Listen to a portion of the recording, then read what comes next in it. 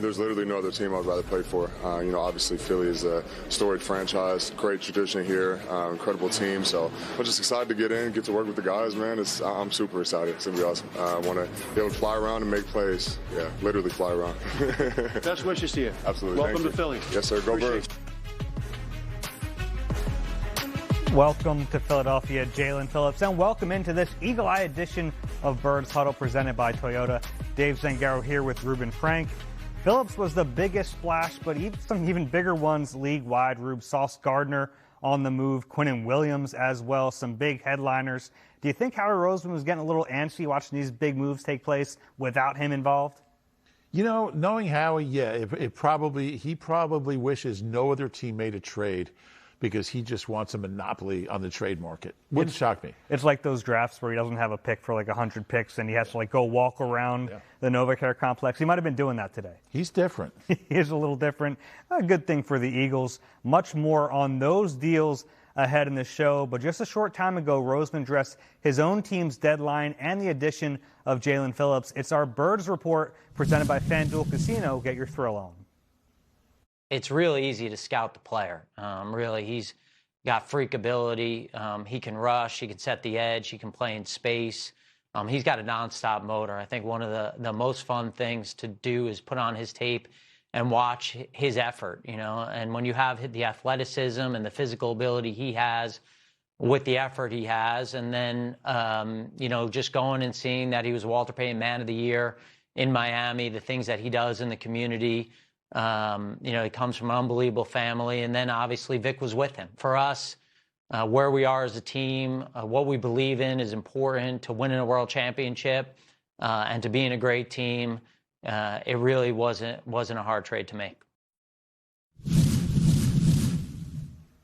That brings us to our 3-point stance presented by Toyota. Number one, Jaelan Phillips could be more than just a rental. Yeah, I think when you trade a third-round pick at the trade deadline, you're hoping that this is a guy that's going to be around. Generally, you're not going to trade a third-round pick for a half-year rental unless it's a really elite player. Now, he's really, really good, but I'm sure Howie would love to keep this guy around. And, nothing's going to happen during the season. You asked Howie about that. But I'll tell you what, this is a guy who, if he is, and look, he has 3 sacks in his last 5 games in Miami. We know he's a good player when he's healthy. They could certainly use the pass rush help, and I could certainly see, and obviously he's going to depend on the money, but I could certainly see him being here for the long haul. Yeah, I asked Howie about that. It's been his MO really in 22, in 24, and now again this year. Years where they're competing for a Super Bowl, he doesn't want to start extending some players and not others. He thinks it creates a bad situation in the locker room, and you understand that. But yeah, you're right. I think that if this thing goes well, Jaelan Phillips is someone that he's still 26, still potentially an ascending player. The one big thing with him, even dating back to college, are the injuries and how well can he still play? Is he still the same athlete he was before the ACL, before the Achilles? I think those are valid questions, but we saw after the knee injury last year, maybe got off to a slower start in Miami, but like you mentioned, the last 5 games, the 3 sacks, all of his quarterback hits. So it looks like he's starting to feel healthier. And I wonder if Howie saw that and thought, okay, he's going to keep ascending the rest of this year. Yeah, it's fair. When you look at what the Eagles have at the edge, Nolan Smith's a young guy. Jaelan is a young guy. BG will probably only play another 3 or 5 years, right? He's a young 37. He's a young guy. So if you can lock up Jaelan Phillips in addition to having Nolan Smith, who in the not too distant future, they're going to have to think about his contract. But, you're going to have a pretty good stable of edge rushers there. Yeah, we'll see if they can afford to pay all these guys, but it will be a good problem to have, especially if Jaelan Phillips looks good the rest of the year. Number 2, the Eagles now have a lot of options at cornerback. They traded for Jair Alexander and Michael Carter.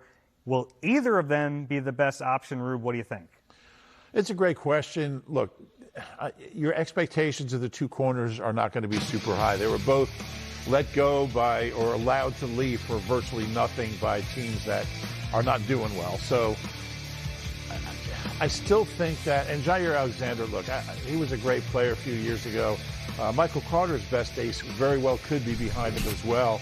You bring him in, you have nothing to lose, you take a look at him, but I have a feeling they're not guys that are going to be difference makers for this team. you'd love Michael Carter especially to work out, so you can consider moving Cooper outside full time, but Cooper to Gene, but I just don't think it's going to happen. I think those two trades are about options, giving the Eagles as many options as possible, because we're sitting here in Week 10 still talking about CB2, that cornerback position. We've been talking about that since March, April, like a long time now.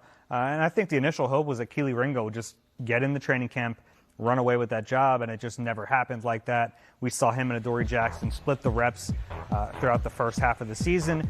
Maybe Kelee is still the answer. I think he played well before the bye week. Then there's Jacorian Bennett, who was also acquired in a trade in August. We haven't really gotten a chance to see him.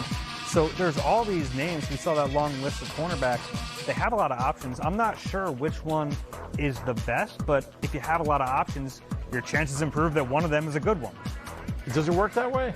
Yeah, it's like playing the lottery. The more tickets you have, the better your chances are. Yeah, but the more it costs you, and you might not win anyway. I still think Kelee Ringo. We know Vic likes Kelee Ringo. He brought it up on his own that he's going to keep getting chances.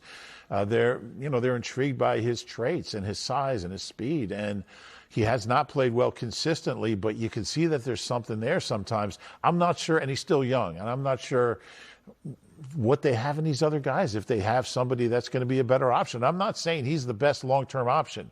They're going to have to address the position more seriously, but they do have options. I'm not sure any of them are the answer. I can see it now. We're flying to Santa Clara for the Super Bowl going, who's going to play CB2 in the big game?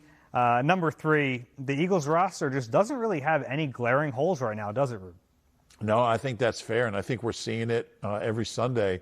6-2. Right now, if the season ended, they're the number 1 seed in the NFC. And look, there's positions where maybe interior offensive line depth, that kind of thing.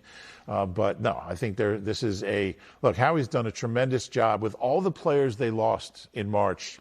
All the guys that left, he's just done a tremendous job drafting and making intelligent signings. And some of the jury's still out on some of these guys. I don't know what Jacorian Bennett can do, but I think he'll get a chance. We don't know how much BG has left, but I think he'll play well. We saw what Tank Bigsby did, my gosh, the other day. So I look at the roster, and I think this is Super Bowl potential team. There's no doubt about it. I think we're all getting a little spoiled by Howie Roseman. I had a fan on social media suggest the Eagles should try to upgrade their defensive tackle 4 position. I mean, they do just about everything. Howie's going to leave no stone unturned. Somebody out there is not happy with Byron Young. Yeah. I think that, could they have added maybe a blocking tight end or fortified the offensive line depth? There's always things you can do, but you have to feel really good about the position their roster's in. Not just their roster, but the state of the franchise. They still are projected to have 8 draft picks next year. That shouldn't be the case after making all these trades. No, I mean, the franchise has never been in better shape, coming off 3 Super Bowls since 2017 and 2 wins. I don't think we've had the end of our trips to Super Bowls, Dave. Yeah, I don't think so. A pretty good situation right now.